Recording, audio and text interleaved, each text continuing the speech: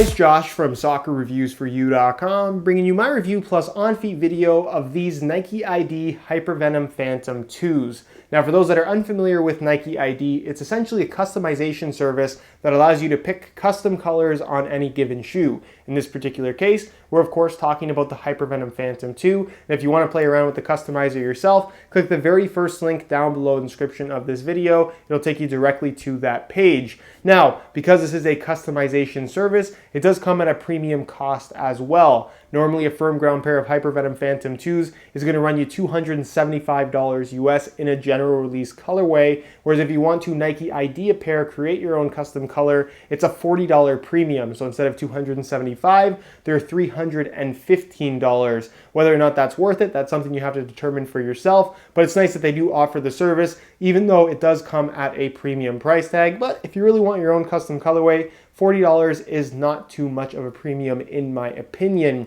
In regards to how quickly they arrive, they're made to order essentially. So you create your custom colorway, place your order, and from there, Nike actually has to make your shoes in the exact colors that you've chosen. So of course, there's a wait period. They estimate 5 weeks or 36 days or less for the Hypervenom Phantom 2. From when I placed my order, they arrived in 34 days, so 2 days earlier than expected. No major complaints there. They estimate pretty accurately based on my several experiences with Nike ID. But again, just know that if you are going to order a pair of these, there's about a month to 2 month wait time until they actually arrive from when you place your order. So don't buy these things expecting to have them in a couple of days. So essentially what we're going to cover in today's video is everything you should know about the Nike ID Hypervenom Phantom 2. We're going to take a closer look at the colorway. I'm going to explain the colors that I chose, how they look in person versus how they look in the customizer. We're of course going to talk about the quality in comparison to a standard pair of Phantom 2s, how they fit, how they feel,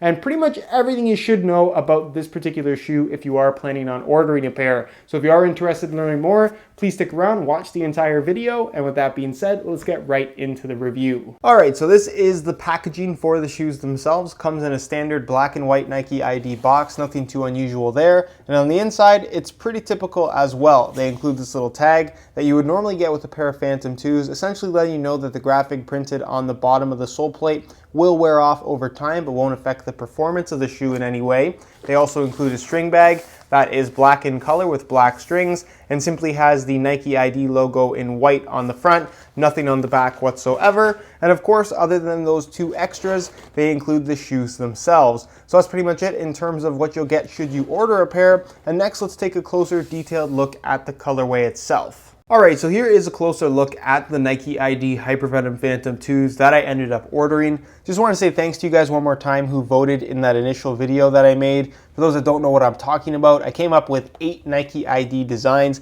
and asked you guys to vote on your favorite. Whichever one got the most votes is the one that I would order. And ultimately, this one ended up being the most popular by a long shot, actually. I thought it was going to be a little bit closer, but a lot of you guys seem to like this particular design, and I'm happy with the final product, although they do look a little bit different in person than I was expecting just based on how they look in the online customizer. But Nike ID, really good service, especially for the Hypervenom Phantom 2. They give you quite a few different colorway variations to choose from. And again, if you haven't played around with the customizer yourself or you just like to go play around with it, it's the very first link down below in the description of this video. So go ahead and check it out. Now, what I want to do is kind of walk you through all the choices that I made to make this particular colorway and talk about how the colors actually look in person.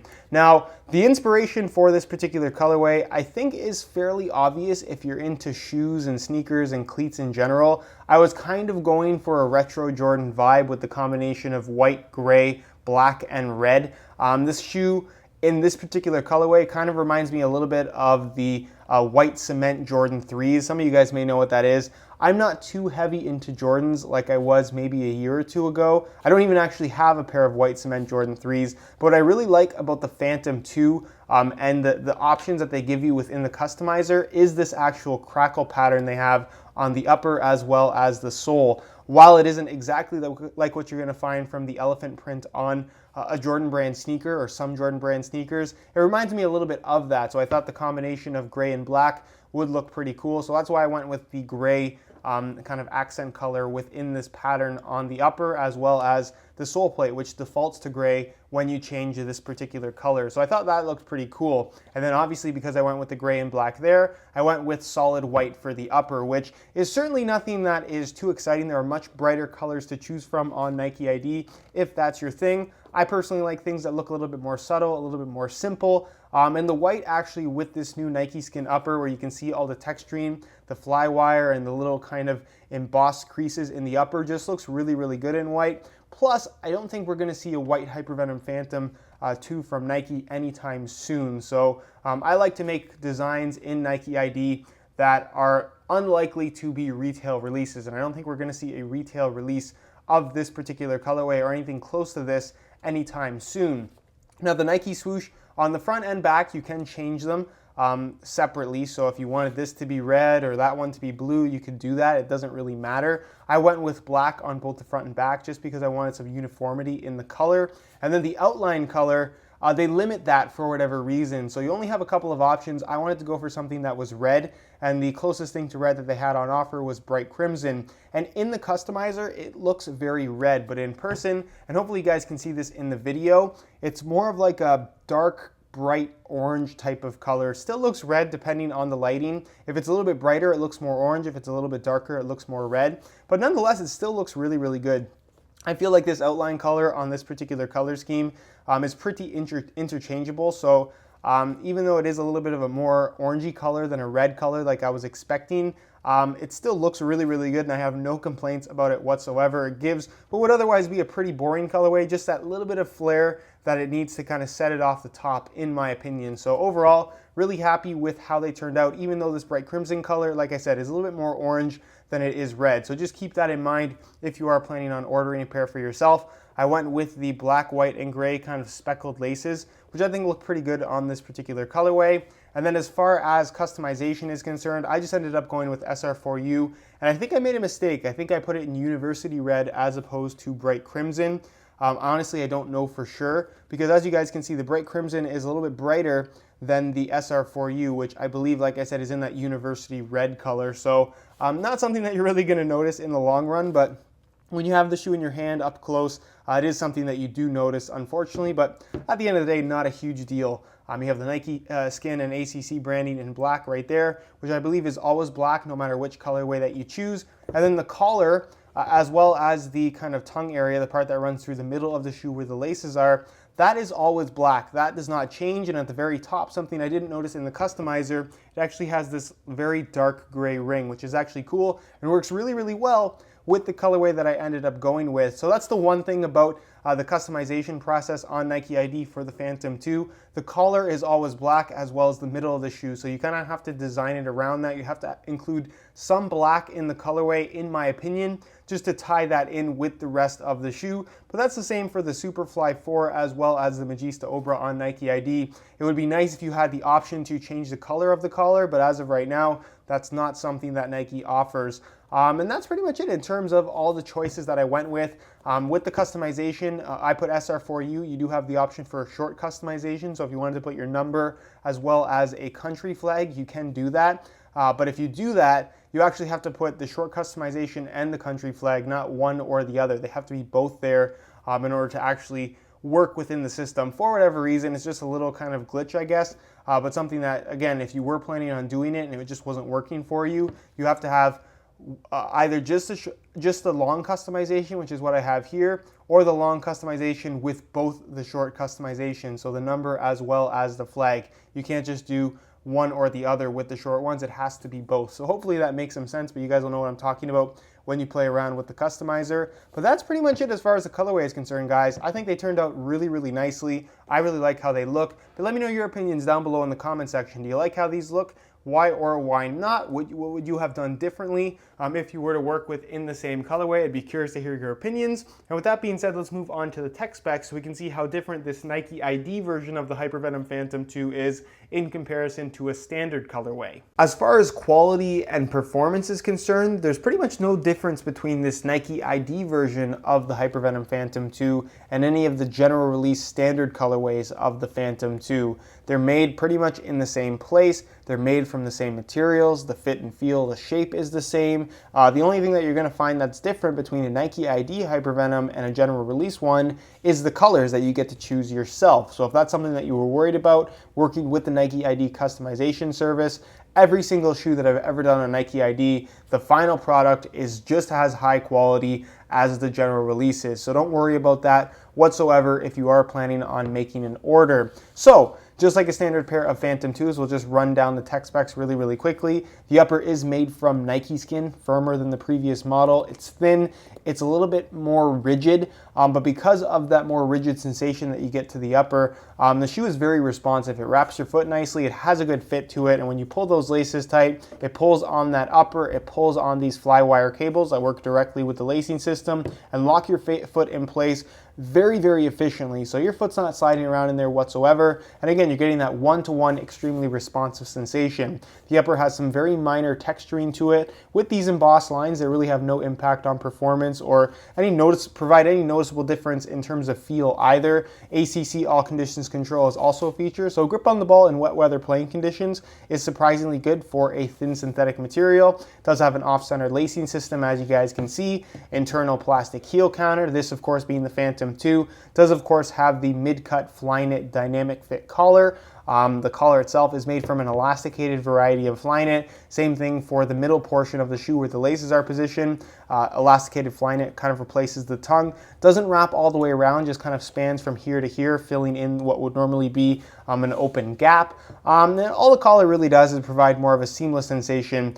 Does it feel sock-like the Superfly 4 and the Magista Obra? The answer to that question is no, but if you like the look and feel of the dynamic fit collar from Nike, you can get it here on the Hypervenom Phantom 2. If you don't want that and you want something with more of a traditional cut and feel, the Hypervenom finish is the way to go because it's essentially the exact same shoe minus the Flyknit aspects.